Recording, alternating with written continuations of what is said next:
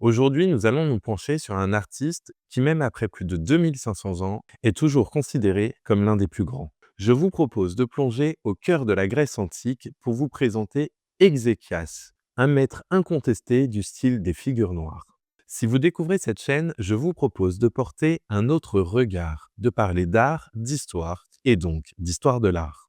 N'oubliez pas de vous abonner et d'activer la petite cloche pour ne pas manquer mes prochaines vidéos. Et si vous voulez que j'aborde un style, une œuvre ou un artiste, n'hésitez pas à me le dire dans les commentaires. Pour comprendre pleinement l'importance d'Exéchias, il est essentiel de le resituer dans son contexte historique.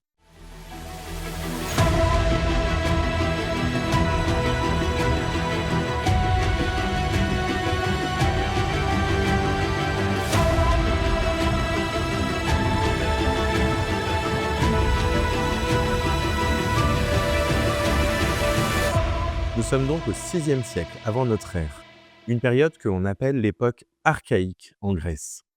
La céramique est alors bien plus qu'un simple objet utilitaire. C'est un art à part entière, un véritable support narratif. Les vases grecs jouent un rôle fondamental dans la vie des Grecs, que ce soit lors des banquets, des rituels funéraires ou des cérémonies religieuses. Ils servent à transporter l'huile, le vin et même à honorer les dieux et les héros mythologiques. L'époque archaïque, elle est caractérisée par des formes stylisées et rigides, souvent empreintes d'une certaine frontalité. Les visages des personnages présentent fréquemment ce qu'on appelle le sourire archaïque. Ce sourire archaïque, c'est une expression figée qui visait à suggérer une forme de vitalité. Les proportions des corps sont encore loin du naturalisme que l'on verra plus tard dans la période classique. Mais les artistes commencent à s'intéresser à la représentation du mouvement et à la dynamique des scènes. Il est aussi important de noter que pour cette période, rares sont les artistes dont nous connaissons le nom, la plupart restant anonymes. Exéchias fait exception et son nom est parvenu jusqu'à nous grâce aux signatures apposées sur certaines de ses œuvres. Exéchias est actif à Athènes vers 540-530 avant notre ère, une période où l'art de la céramique atteint son apogée. Les artistes utilisent alors la technique dite des figures noires, qui consiste à peindre des silhouettes de personnages en noir sur un fond d'argile rouge. Cette méthode permet une grande précision dans les détails gravés, et Exéchias est reconnu comme l'un des maîtres absolus de ce style. 11 œuvres signées d'Exéchias ont survécu et nous sont parvenues, et environ 25 autres récipients et plaques lui ont été attribués. Ce qui distingue Exéchias, c'est avant tout son talent exceptionnel pour la narration visuelle. Ces vases ne se contentent pas de représenter des scènes mythologiques ou des moments du quotidien, ils racontent des histoires profondes et complexes. Prenons par exemple l'une de ses œuvres les plus célèbres, l'amphore représentant Achille et Ajax jouant au dé. On y voit les deux héros grecs assis, absorbés par leur jeu pendant une pause dans la guerre de Troie. Ce qui est fascinant ici, c'est la manière dont Ézéchias parvient à capturer l'attention et la concentration des deux guerriers. Leurs visages sont finement détaillés, leur posture reflète une tension palpable, comme si l'issue de leur jeu avait autant d'importance que celle de la guerre elle-même. On peut voir que chacun des héros porte ses lances, formant ainsi deux diagonales convergeant vers le jeu de dés. Les lances, elles sont là pour attirer le regard vers le point central de la composition. La scène, elle semble paisible, mais elle est chargée de présages. Nous savons que ces héros seront bientôt confrontés à des destins tragiques. Et c'est là toute la force d'Exéchias. Il parvient à insuffler une profondeur psychologique à des scènes qui, en apparence, pourraient sembler banales. Le regard d'Achille, la courbure de son dos, tout indique une vulnérabilité humaine qui contraste avec l'image traditionnelle du héros invincible. Pour ces figures noires, Exéchias utilisait un pinceau fin pour dessiner les contours des personnages avec une très grande précision.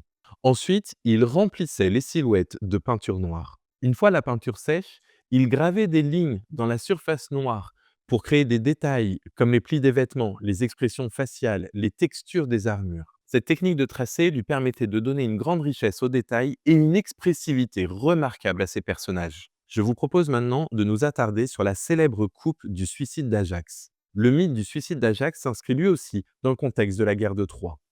Après la mort d'Achille, une dispute éclate entre Ajax et Ulysse au sujet de l'attribution des armes d'Achille. Les chefs grecs décident finalement de les attribuer à Ulysse, ce qui plonge Ajax dans une profonde colère. Aveuglé par la rage et humilié par cette décision, Ajax prévoit de tuer les chefs grecs. Mais Athéna l'en empêche et le frappe de folie, le poussant ainsi à attaquer un troupeau de moutons, croyant qu'il s'agissait de ses ennemis. Une fois revenu à lui et conscient de son humiliation, Ajax décide de se donner la mort pour échapper à la honte. Cette tragédie est l'une des plus poignantes de la mythologie grecque et Exéchias parvient à en capturer toute la désolation avec une maîtrise inégalée. Cette œuvre poignante illustre parfaitement pourquoi Exéchias est considéré comme un génie du drame. La scène est dépouillée de tout ornement superflu. On voit Ajax, seul, préparant son épée pour se donner la mort après avoir été humilié. L'atmosphère est lourde, mais la composition est simple, efficace. Elle guide notre regard vers le point central, Ajax, accroupi, résigné face à son destin. Ce qui frappe ici, c'est le silence de la scène. Il n'y a ni combat, ni bruit, seulement un homme face à son destin tragique. Contrairement aux autres représentations de cette image, Ézéchias ne représente pas Ajax transpercé de son épée. Ézéchias capture toute la profondeur de la tragédie d'Ajax avec une économie de moyens qui est magistrale. Les innovations d'Ézéchias ne se limitent pas à la narration. Il est également connu pour la finesse de ses détails et la complexité de ses compositions. Contrairement à de nombreux céramistes de son époque, il ne se contente pas de remplir l'espace vide avec des motifs décoratifs. Chaque élément a un sens, une fonction narrative précise. Par exemple, dans l'amphore d'Achille et d'Ajax, même les motifs sur leurs armures racontent quelque chose de leur statut et de leur caractère. Ézéchias a également joué un rôle clé dans l'évolution vers une représentation plus humaine et expressive des personnages mythologiques. Avant lui, les héros étaient souvent représentés de manière stéréotypée, sans véritable émotion. Avec l'Exéchias, on voit apparaître une introspection authentique. Il prépare ainsi le terrain pour le style des figures rouges qui apparaîtra peu de temps après, une technique qui offrira encore plus de liberté dans la représentation des émotions et des détails. Exéchias n'était pas seulement un artiste technique, mais également un véritable conteur. Ses œuvres racontent des histoires, non seulement par leur sujet, mais aussi par la manière dont elles sont composées, par les détails qu'elles révèlent et les émotions qu'elles suscitent.